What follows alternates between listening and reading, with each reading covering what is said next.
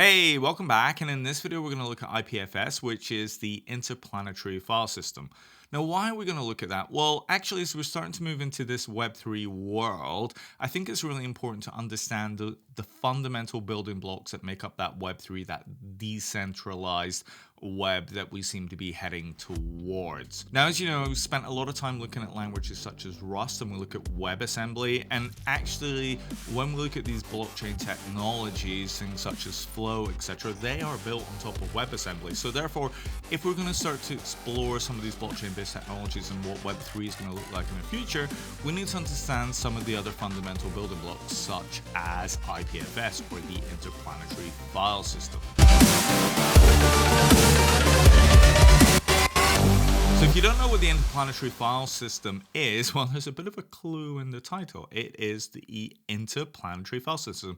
It is a file system that spans across the entire globe. And if you think about it as a distributed file system and a decentralized file system, i.e. there is nobody in control of that file system, then it is within the principles of Web3. So if we are going to enter this world where we're going to have digital assets on the decentralized web, so things like non-fungible tokens, then we need to have a decentralized distributed file system to be able to store those NFTs on, and that's where IPFS comes in. So within IPFS, you can store any types of files that you want. You could store videos, you could store images, you could store web pages, you could even store applications such as React applications. Any sort of digital asset that you would normally store in any normal file system, you're able to store within IPFS in a decentralized manner. So if you think that's either future state or theoretical, then no. IPFS is already playing a fundamental part of the Web3 ecosystem even today. In fact, if you think about Opensea, which is the largest NFT marketplace, and I'm sure everybody's aware of the buzz around NFTs at the moment and things like Bored Ape Yacht Club and the amount of NFTs that are launching every single day. Well, Opensea is the largest marketplace, and what fundamental technology does Opensea recommend and is used by the vast majority of NFT creators? Yep, IPFS is how those NFTs are being stored on the internet. Now, don't get me wrong, you don't have to store your NFTs in a decentralized file storage system such as IPFS or one of its alternatives such as Arweave.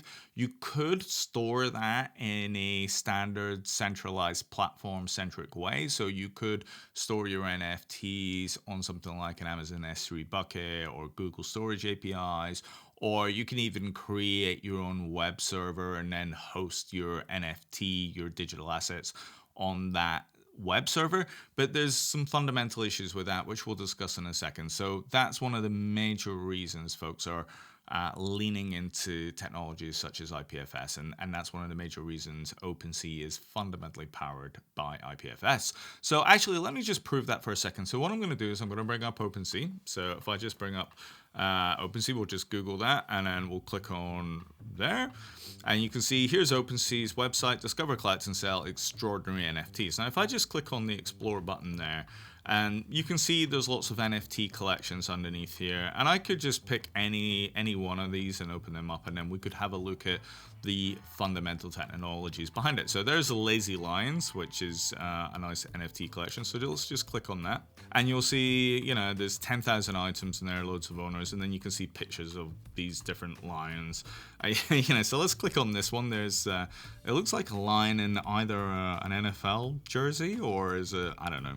So let's click on that. It looks like an NFL umpire, and those NFTs are not cheap. If you look at this NFT, which is a picture of a lion in a NFL umpire jumper with a pair of swimming goggles on, that's going for $2,700. So we can have a look at that, and then see on the left hand side here there's a bunch of properties, etc. Body gear, diamond stud earring, water goggles, headgear. And there's the picture of the line itself. Now, if I were just to scroll down a bit and click on details, you can see there's a contract address, and then more importantly, there is a token ID. So let me just click on that token ID for a second, and then you can see metadata.lazylines.nft.com API lazylines3401. And if we look at that, there is, we'll just make that a bit bigger. You can see all that's returning is a bunch of JSON. And so those attributes that you saw earlier, trait type, value, referee shirt, water goggles, etc. They're all the things that give you the differentiation of what that NFT is. But a key thing I want you to see here is under the image, right? And you can see there's a URL called IPFS, and then you see this value here. So if we just copy that URL, and I'm going to open up a new tab on Brave, and Brave can understand the IPFS scheme. So it's kind of like HTTP, but if you can just type in IPFS and then you take that, essentially that content identifier, or CID as it's known in IPFS terms, and I can just paste that in there, and then what will happen is Brave will automatically translate that. So if you can see here, that now brings up the picture of that very same lion that we saw over here. And again, I could do the same on any other one. So I could pick this handsome rainbow lion here. I could do the exact same thing. We could go to details. I could click on the token ID. I can pick that URL there. We just replace that. Let's do IPFS here. Stick that in here. Give it a second, and it's going to come up with the same picture that we've seen over here, which is this sort of rainbow colored lion with a bunch of arrows and stuff. Now, it'll take a little bit of time here because IPFS is not the fastest protocol in the world, so it'll take a few seconds, but it will come back in a second. And there we go, it's now loaded up with that picture of that lion. So if you look at the URL here for a second, you can see what's actually happened underneath is Brave has taken that IPFS ID, and then it's basically spoke to a gateway underneath, and then use that IPFS gateway to go and pull back that data. So Brave has got out of the box support for that. Now I could take that URL and I could just open that up directly like this, but then I'm not really making the benefits of IPFS, and at that point, I'm sort of tying myself to the gateway. So that's one of the reasons you don't want to use URLs like that directly, because you're actually going to be tying yourself to the underlying URL link, whereas actually you want to be using the gateway agnostic URL, i.e. the IPFS :// format. Now, actually, DWebLink is not the only provider of these gateways. There's lots and lots of gateway providers out there. So in fact, Cloudflare has support for a IPFS gateway. So if I just open up a new tab, so if I put Cloudflare IPFS, and then if I come back into my metadata, and let's say I take that QM piece, and then I just put that at the front there, and then hit return, it's going to return that very same line that we had a few seconds ago, but instead of coming through the IPFS direct link or using that DWebLink gateway, then I'm using Cloudflare specific gateway. But you can see the exact same content ID remains consistent. So that's a kind of nice thing about that IPFS address that you saw over here, is that you are independent of your gateway. No matter which gateway you use or which browser you use, then you will be able to get that content with that ID without tying yourself to the underlying gateway. So that's pretty cool stuff. And one of the reasons those gateways are quite useful is if, let's say I'm on something like a Chrome browser or something, or Firefox, and it doesn't have automatic out-of-the-box support for IPFS, such as like Brave does, then you can still access that content from a standard browser. And again, to come back to this, why is that advantageous for NFTs? Why would I put that IPFS address in my metadata for my NFT? Well, quite frankly, if Cloudflare stops supporting IPFS as a protocol, let's say they decided it just wasn't good business anymore, then that content is going to be available regardless, right? You are not dependent on the underlying provider. So if Cloudflare disappeared or DWebLink disappeared or whoever this disappeared, then anything that supports IPFS will be able to support that because you are not dependent on an underlying platform. And that address is independent of the platforms. And because it's a decentralized protocol, it's a decentralized network, distributed network, then as long as that content is available on a node somewhere on IPFS, then that content will be served up. Now that causes another problem, which is there always has to be a node serving up that content, but we'll come into that slightly later on. Okay, now that we understand the importance of IPFS to the Web3 and we understand the importance of distributed networks to Web3 and especially NFTs, then how can I get started now? How could I host NFTs myself? Okay, so let me grab the iPad for a second. What we'll do is we'll draw out what a traditional architecture looks like, and then we'll draw out what a decentralized architecture for IPFS looks like. So if I was wanting to host an image on a traditional sort of platform architecture, I'm going to have something like my JPEG or my PNG, and that's going to be stored in some sort of storage mechanism, a file storage. It could be an S3 bucket on Amazon, it could be storage APIs, or it could be my local file system. So I'll just draw a kind of file system here. We'll say FS, and again, that could be fairly sort of distributed if you want. Now, if it's something like S3 buckets, then it's going to have an API and it could be accessed directly. And then the other thing that I would need is I would need some sort of web server that's in between. As I said, if it's something like S3, they're going to sort of provide that out of the box. And then what I'm going to have is my underlying browsers that is then going to request the file. So you will make it connect in here.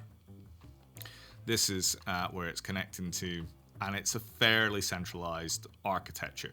If I want to scale out, then essentially the way of scaling out is more web servers would be created. So that would just sort of scale out like this. So it would just be web, and then more file systems would go and be replicated also. Yeah. And that would give me the scale. And of course, in between, there may be some sort of global load balancer, which would then distribute requests. And then it would go from here to here to here.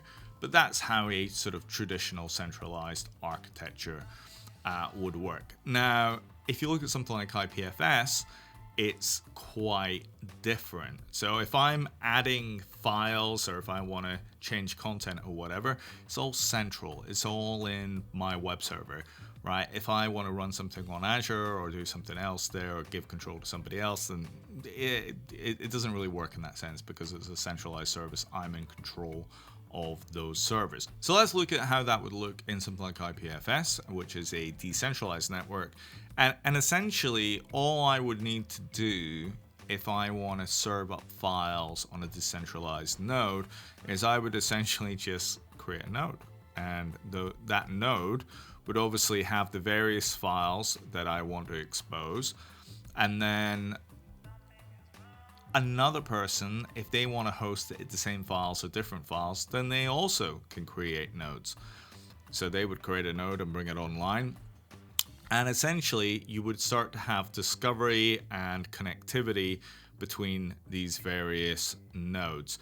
So if I want to get access to a file, then essentially all I'm going to do is connect to a node, and then it's going to do a little bit of discovery and say who's got the file that I need, and then that file will be brought across to me via the protocol. So it's a sort of discovery process, and therefore you would just through the protocol say which node has got this file that I need, which one is closest to me, and then it would bring that file across. Now obviously if you're using something like a gateway, then you would have an IPFS gateway in between, but all that's going to do is connect to a node, and then it's going to do the same thing and send that back. And so because it is decentralized, you fundamentally have advantages and disadvantages to that approach. So kind of pros is latency and closeness of data, right? Because as long as a node is up and running, and if a node is really close to you, then it could be super quick to get that file back really closely. So if I am running a node right next to me, then I'm going to get that data back quickly. But if that node's on the other side of the planet, then it could take quite a long time. Yeah, resiliency. Well, there's no central ruling platform of any sort. So as long as a node is up and running, then it's going to be available. Now that is a pro and a con, because if there are no nodes running the file that I want to access, then I could lose access to that file altogether. But from a resiliency perspective, I can just create nodes throughout the world and I'm not going to lose access. Whereas in a centralized platform, I do have scalability, but if I lose access to that centralized platform, maybe that could be for maybe somebody's not paid the bill, maybe it's a regulation side of things, maybe it's a political situation, then that means that resiliency could be an issue in that sense. So it is a distributed solution. It could be CDN-like in some regards, because the content that you've got could be, depending on the nodes hosting the content, could be distributed across the world. You've got that greater resiliency because your content could be spread across the world in that sense. It is tamper resistant because it's essentially versioned. You create that CID. So when I upload a file, a CID is created, that identifier that you've got that uniquely identifies that file. If somebody then takes a different file, or if somebody takes that file and changes it, for example, then it would create a different CID, so it wouldn't be the same file. And similarly, if maybe somebody tries to replicate it, take the same file, upload it somewhere else, then it's going to have the same ID. So you can't, it's a little bit sort of tamper resistant in that sense. But there are cons, right? As I said, one of them is the node has to be present to serve up that content. So if I've got somebody who's just got a laptop, and you could just connect a laptop up to IPFS, and start serving node from something simple like their laptop, if they switch their laptop off, content's gone. So you've got to have nodes to serve those content, which sort of leads you back into this platformization, which we'll come into a second. Could be complex, especially for all the routing. There's lack of browser support. I'm using things like Brave at the moment, but Brave is one that supports that out of the box, but lots of browsers don't support that, so that's something to be wary of. But then again, you can use gateways. As I said, there is an inevitably a platformization, because you're going to want to guarantee that your content's going to be up there. So Cloudflare's already sort of went into that, and they were offering up their own IPFS gateways. I wouldn't be surprised if Google, Amazon all start operating IPFS services within their platforms via S3 buckets, etc. So, although it is decentralized, there may be an inevitable centralization. But again, the protocol itself doesn't allow for centralization in that sense. There is always a decentralized element to that. And then there's probably a little bit of Wild Westness of this, right? Lack of policing. You've got the advantages of obviously, content can't be censored, but then at the same point, then you can have unsafe content, etc.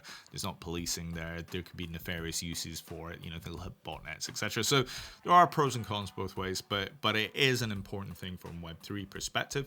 It is something that is already powering NFTs, etc. today. So as I said, from a decentralized point of view, because there's no platforms, I could just create a node myself, and I could be up and running and have something hosted on IPFS. And I'm going to show you how to do that. So what we are going to do is we are going to spin up something on Azure. And then what we'll do is get our own IPFS node up and running, and then we will use one of the more centralized platform services, in this case Pinata, but we'll start with creating our own node first of all. Alright, so the first thing I'm going to do is I'm going to bring up my Azure portal, and then I'm just going to sign in, so that'll take a couple of seconds. So what I need to do is create a brand new Azure virtual machine. So I'll just select new Azure virtual machine. So I'll create a new virtual machine called Chuck IPFS2. It doesn't really matter the name in that sense.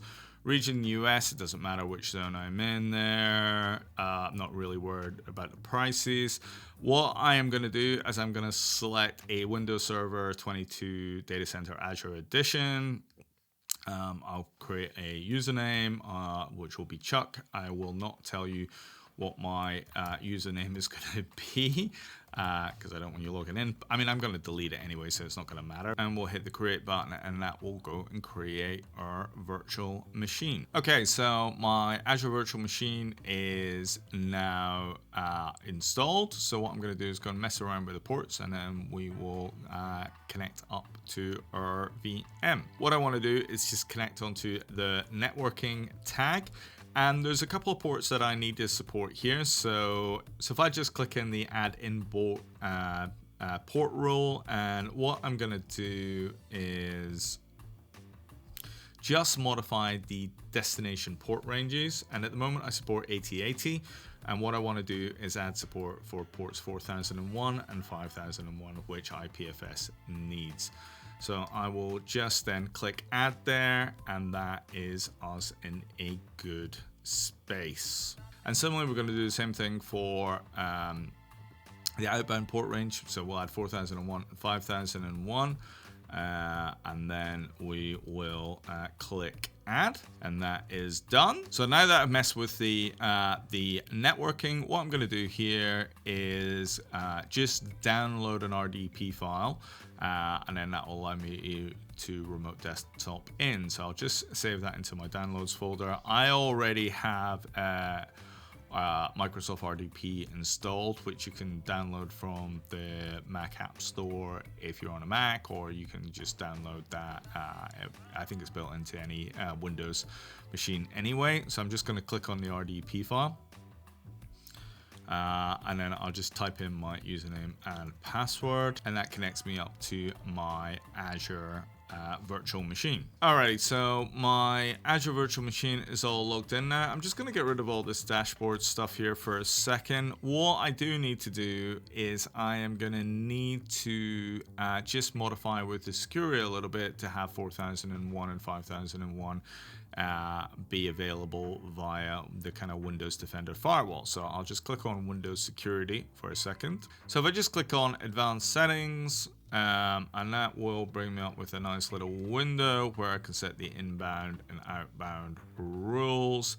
So if I just select a new rule, I'm going to select port, specific ports. I'm going to pick 4001, 5001, and 8080. Next, we'll allow the connection S, and we'll hit finish. And I want to do the same for outbound as well. So we'll set outbound rules, new rule, same ports as we did before, and we'll allow the connection. Okay, so we have configured the firewall now, and the next thing that I need to do is download the IPFS application. So I'm just going to bring up a browser. You can see it's got Microsoft Edge built into the virtual machine, so we'll just use that. So what we will do is we'll just go to IPFS.io, and there should be an install option there, which there is. And if we look here, you can see there is an IPFS desktop. Now, there is a command line version, and then there's actually Docker images, and there's JavaScript versions, etc.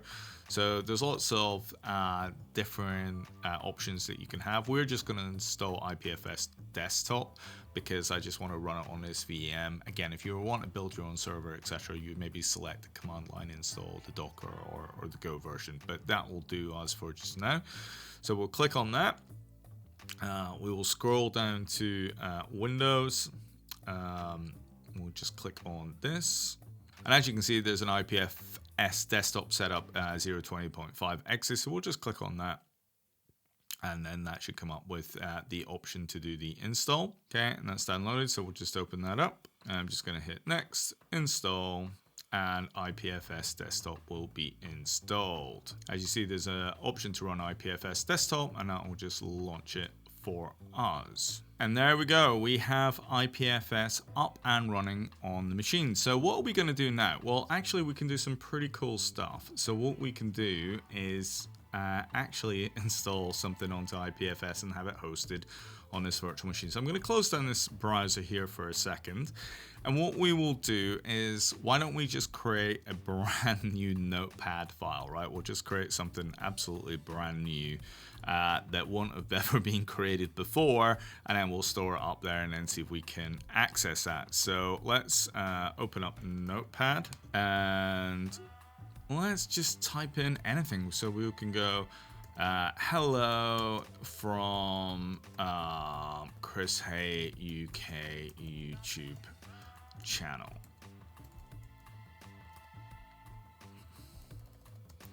Ooh. All right, and we'll just hit save here.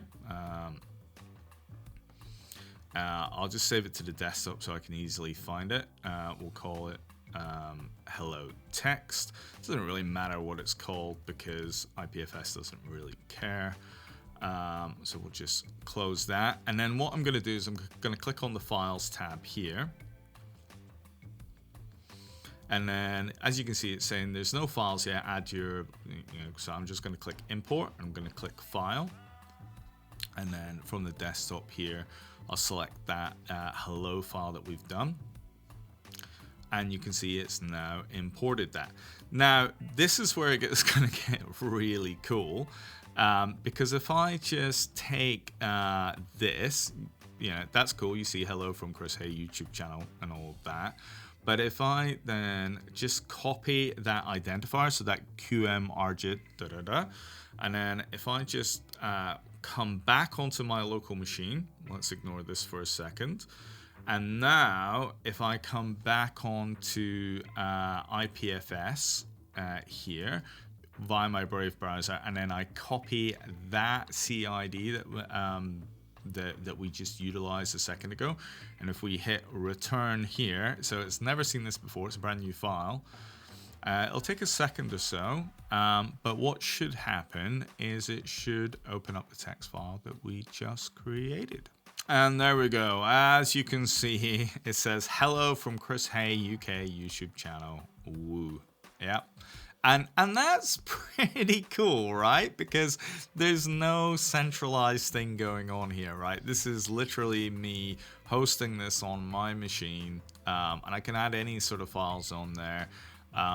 It's up on an Azure virtual machine, and as long as that node is running somewhere hosting that file with that content identifier, then that is able to be hosted.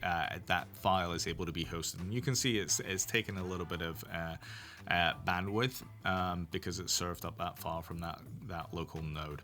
But again, if I wanted to, I could use the Cloudflare gateway if I wanted to as well. So let's just remove that, put in this file, hit return, and now hello from Chris Hay UK YouTube channel coming back with woo. So the cool thing is, as you can imagine, if I wanted to create a kind of content delivery network with nodes across the world, I could just fire up nodes anywhere. I could fire them up on my laptop, I could fire them up on Raspberry Pis, I could fire them up on Google Cloud, I could fire them up on wherever. It doesn't really matter. And the cool thing is that as long as that file has the exact same hash, which it will do, because every file that remains the same will have the same hash, then it will just be hosted within that node and can be accessed from anywhere. So that is really cool. And as you can see, you can't really shut that down, right? Because I can create a node anywhere in the world. How do you stop a piece of content from being displayed? How do you replace it? Well, you can't. So that's probably the cool thing. Now, if I come back into Azure for a second, so let's pull that NFT of that line that we found earlier, right? And I'll pull it from the Cloudflare IPFS. So what I'm going to do is come back onto browser, and what we will do is go on to Edge again. So let's just bring up Edge for a second. And I think you're going to notice something really cool when I do this. So if I paste in the picture of that line, and what I'm going to do is do what everybody frowns upon for NFTs and says, oh, don't copy somebody else's NFTs, and I won't. But if I just save this, and it doesn't matter what I call it, I'm going to get rid of the QM whatever, right? And I'm just going to save it as lion on the desktop. So I've went in. Here's this NFT. It's minted on the blockchain, but I've pulled the underlying file of the picture of the lion. I put it on my desktop. Now watch what happens when I take that same file, and again I've given it a different name, and then I bring it up onto IPFS. So I'm now hosting that node, but look, QMDK, and I see the MFH at the end. So if I come back to the metadata, QMDK MFH, and that is one of the cool things, right? So if I copy that file and then bring it down and then put it onto IPFS, the exact same file with the exact same bytes, it's going to generate the exact same content identifier, which means that all that I'm really doing in that case is hosting that node. But I can't claim ownership or anything like that because that's all on the blockchain, because it's generating the exact same ID. And I think that's a pretty cool feature from IPFS. So as long as you have the exact same bytes, then it's going to generate the same content identifier. So you can take that same file, put it on any node, and therefore it's going to bring that up. And that's how you get this decentralized, distributed kind of course. So I think that's pretty cool so far. So far to date, what we've done is we've been able to view files from the IPFS, whether it's using IPFS protocol directly, whether it's going through an IPFS gateway, and we've been able to take files and we've been able to host them on an IPFS node. We've created our own node within Azure Virtual Machine. We've uploaded those files, and then I've been able to access them in a decentralized fashion from my browser. Now, as you can probably gather, there is some pains in this process, which is that means in order to have those files up and running, somebody somewhere has got to have that node up and running. So for example, if I come back into my virtual machine, and let's say for whatever reason, I just decide to stop my node. So now that I've closed down my IPFS node, there's likely to be no nodes that are running that. Maybe somebody's picked it up or not, but I'll just open up a private window. If hit return, you can see the web page might be temporarily down or might move to permanent space. So that is one of the fundamental problems with IPFS, is that you've got to have the node running. If the node stops running, then you're not going to get access to that content because there's nobody to serve it up. So that could be a good thing and a bad thing, because it means that you would be responsible for running your nodes, but then the bad thing is you're responsible for running your nodes. And this is why for NFTs it's become super important, right? Because the thing we were trying to avoid is platform services such as Amazon S3, Google Cloud, etc., because your NFTs would only be available as long as that service, that account is being paid for. But whereas IPFS, as long as that content is up there, then it's going to be around forever with that hash. But in this case, it means you are responsible for up and running that node, because if that node is not available, then you can't access your NFT. And that is probably one of the downsides of a decentralized and distributed service, is that you need to make sure that that node is up and running. That means you've got to run it all the time, and there's an upkeep, and that's probably a little bit too much for everyone.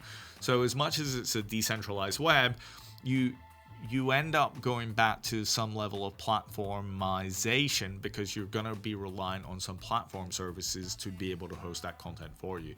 And that's why I'm saying I think Amazon and Google and all that will end up getting into that space. But as it stands, they haven't really got into that. Cloudflare has already, but they haven't. But I would expect that to happen within years. Now, for NFTs, what most people rely on at that stage is a service called Pinata. And that's what a lot of people underline using NFTs and things like Opensea use today. So if you go to something like Pinata Cloud, if you look at the pricing there, they've got pro plans, which are quite expensive, and they've got lots of features and capabilities and large bandwidth, but there are cheaper plans like small scale and free plans. So I have a free plan. I'm not planning to host anything less than a gig of storage, so that's kind of good for me. So if I just log into Pinata, we will just do that. and you can see I've got this this Pinata service, and therefore what I can do there is I can upload my files that I want to host and therefore pin it, and then I know that it's going to be there and available forever. So if I wanted to, let's create another file. So what we'll do is let's do this within text edit, and then we will go hello. This is a unique file from Chuck. Yep, and I will just save that to my desktop. So we'll save that. Actually, no, I'll save that to my documents, and we'll say hello. Save that there, and then what I can do now is I can upload my file. We'll just select that, and we can go into, I think I saved that in documents. We'll just save that up there. We will call that, yeah, RTF is fine. It'll take a couple of seconds. And there's my file, and there's my ID, so I can do exactly what I did before and do IPFS IPFS : / put in my new ID, and then you can see it's actually, because it's an RTF file, I can then download that, and then if I open that there, hello, this is a unique file from Chuck. I've spelt my own name wrong. Very cool.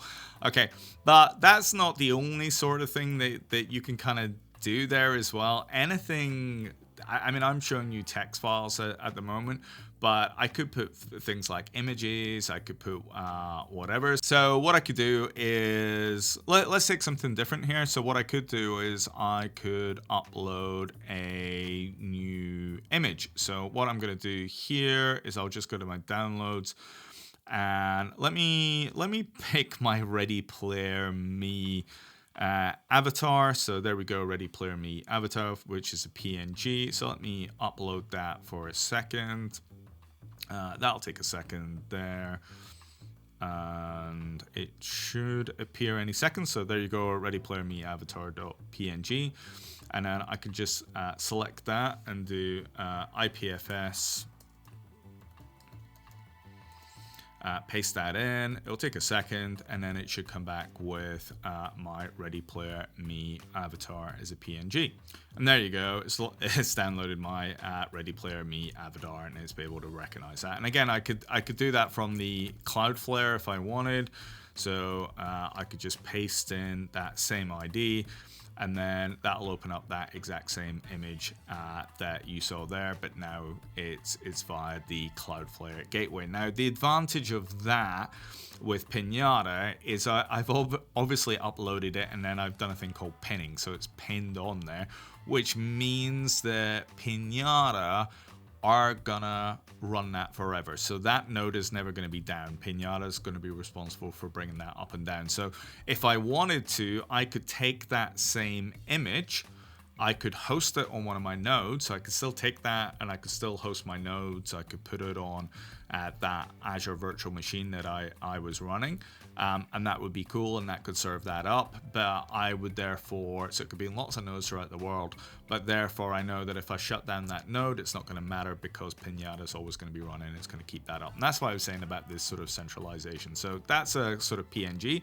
But it doesn't need to be PNGs. I can upload other files as well. So I could upload videos if I wanted to. So back in, I think it was in February, I did a short on Fastify, so it's 35 meg. So I could just upload one of my YouTube videos if I wanted to. So we'll just click upload.